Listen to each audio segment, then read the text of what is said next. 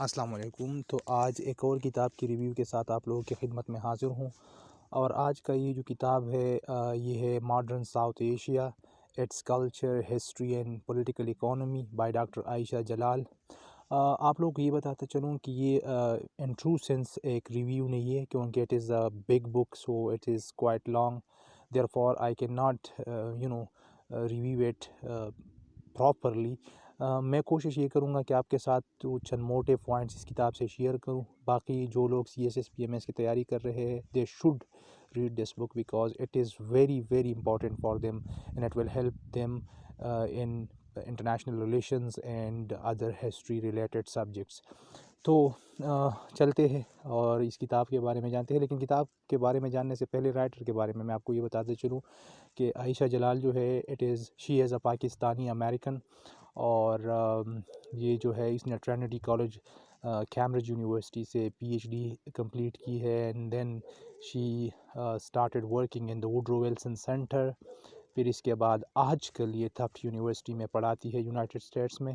تو یہ modern history کے اوپر ایک پرسپیکٹیو پرووائڈ کرتی ہے ہمیں، and her perspective on history is different than the traditional and historical perspectives which have been provided to us by many other historians۔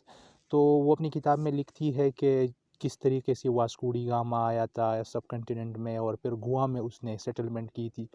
پھر اس کے بعد مغل امپائر کے بارے میں لکھتی ہے، اکبر کو ایک گریٹ ایمپرر قرار دیتی ہے، اور لکھتی ہے اس کے بارے میں کہ ڈسپائٹ اس نے ایک ریلیجن کو کریٹ کیا جو کہ دینی الہی تھا، لیکن اس کے باوجود اس نے اس ریلیجن کو پولیٹکس سے کافی دور رکھا، لائک پولیٹیکل انٹرونشن، پولیٹکس میں ریلیجن کا کوئی انٹرونشن نہیں تھا۔ پھر مغل امپائر کے زوال پر لکھتی ہے کہ Aurangzeb was the last glorious emperor in the Mughal history. اس کے بعد مغل ہسٹری کا، مغل امپائر کا زوال شروع ہو جاتا ہے۔ اس کے بعد یہ جو کولونیلزم تھا برٹش کی طرف سے، اس کے اوپر لکھتی ہے۔ وہ کہتی ہے کہ کس طریقے سے برٹش ارلیئر جو کالونسٹ ہے وہ آئے ایک ٹریڈرز کے شکل میں، وہ آئے ادھر سب کانٹیننٹ میں، اور اس نے ٹریڈ بھی سائن کی، ایک ٹریٹی سائن کی اس امپائر کے ساتھ، لاسٹ مغل امپائرس کے ساتھ، کہ کس طریقے سے وہ یہاں پر ٹریڈ کریں گے، it would be only in ocean trade. اور بعد میں کس طریقے سے یہ لوگ اوشین ٹریڈ سے انڈیا کے لینڈ ریونیو میں اس نے مداخلت شروع کر دی، اور وہاں پر اپنی ایک ساورن اسٹیٹ قائم کرنے کی کوشش کی۔ تو وہ لکھتی ہے کہ 16 سینچری میں جو مغل انڈیا تھا، it was a metropolitan magnet of wealth for the world. بہت سارے لوگ اس پارٹ آف دا ورلڈ نے اٹریکٹ کیے تھے ٹورڈز اٹ سیلف۔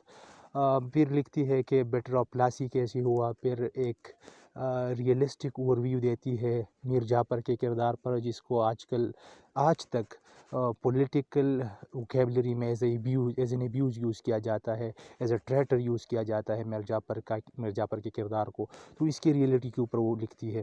اس کے بعد وہ مسلم لیگ کے اوپر لکھتی ہے، قائد اعظم کے موٹیوز کے اوپر لکھتی ہے کہ کیا اس نے پاکستان کو چاہا، کیا پاکستان اس نے ایک ریلیجیس گراؤنڈ پر چاہا تھا، یا اس کے پیچھے چند پولیٹیکل محرکات بھی تھے۔ تو وہ لکھتی ہے کہ یار اس کے پیچھے پولیٹیکل محرکات بہت زیادہ تھے، اور it was not purely on religious ground. اس کے بعد پاکستان کی کریشن پر آتی ہے، اور پاکستان کی کریشن کے بعد قائد اعظم کا وہ پرسپیکٹیو دیتی ہے کہ قائد اعظم کس طریقے سے پاکستان کو، کس طریقے کا مملکت وہ چاہتا تھا، کہ پاکستان کس طریقے کا مملکت ہو۔ وہ اس نے اپنی اسپیچ میں کہا تھا کہ Pakistan should be a secular state, جہاں پر ہر مذہب کو آزادی ہو کہ وہ اپنی ریچول پریکٹس کرے۔ اور پھر وہ لکھتی ہے کہ کیا قائد اعظم کا ڈیمائز ریئلی پاکستان کو ڈیموکریٹک کورس سے ہٹانے کا وجہ بنا۔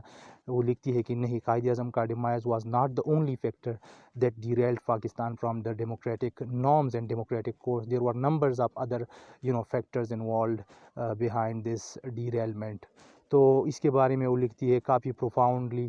اس کے بعد پاکستان کی کنسٹیٹیوشن کے ڈیلے کے اوپر لکھتی ہے کہ پاکستان کا کنسٹیٹیوشن کیوں 9 سال تک ڈیلے کیا گیا، وہ کیا سویلین ملٹری ایگزسٹ تھا، اور جس میں اس نے اپنی جو لوکل لینڈ آرٹنس کو شامل کیا تھا. ان کی ایک کمبائن کنسپریسی تھی جس کے بیسس پہ پاکستان کا جو کنسٹیٹیوشن تھا اس کو کافی ڈیلے کیا گیا، کیونکہ وہ بنگالی ڈومیننس نہیں چاہتے تھے. وہ الیکشن پر وقت کرانا اس لیے نہیں چاہتے تھے کیونکہ پھر بنگال جو بنگالی سائڈ آف پاکستان تھا، ویسٹرن ایسٹرن پاکستان، یہ سارے پاکستان کو ڈومینیٹ کرے گا. تو یہ سب چیزیں اس نے اپنی کتاب میں لکھی ہے. دو کنٹراسٹنگ چیزیں اس کتاب میں جو مجھے ملی، وہ ایک یہ تھا کہ جو 1945 کا فیمن آیا تھا، وہ لکھتی ہے کہ it was not because of the shortage of food. وہ لکھتی ہے کہ یہ سوشل اسٹریٹا میں ایک بہت بڑا مسئلہ تھا، اس کے بیسس پہ یہ فیمن آیا تھا. اور دوسرا جو کہ directly counters doctor Shashi Tharoor's narrative, جس نے اس کے اوپر کتاب بھی لکھا ہے ان ایرا آف ڈارکنیس، جس میں وہ کہتا ہے کہ یہ جو بنگال فیمن تھا اس کو برٹش نے ڈیلیبریٹلی کریٹ کیا تھا. اور جب ایک بندے نے پوچھا چرچل سے کہ بنگال میں اتنے لوگ فیمن سے مر رہے ہیں تو آپ اس کا فکر کیوں نہیں کرتے، تو اس نے ایک اسٹیٹمنٹ بتائی تھی اس ٹائم پہ کہ why hasn't Gandhi died yet, کہ گاندھی کا کیوں ابھی تک نہیں مرا. تو یہ ڈائریکٹ کاؤنٹر ہے ڈاکٹر ششی تھرور کے اسٹیٹمنٹ کا. دوسری طرف پر بہت ساری نیریٹیوز اس کی کاؤنٹر کرتی ہے ڈاکٹر اشتیاق احمد کی کتاب کو، دا پارٹیشن آف پنجاب.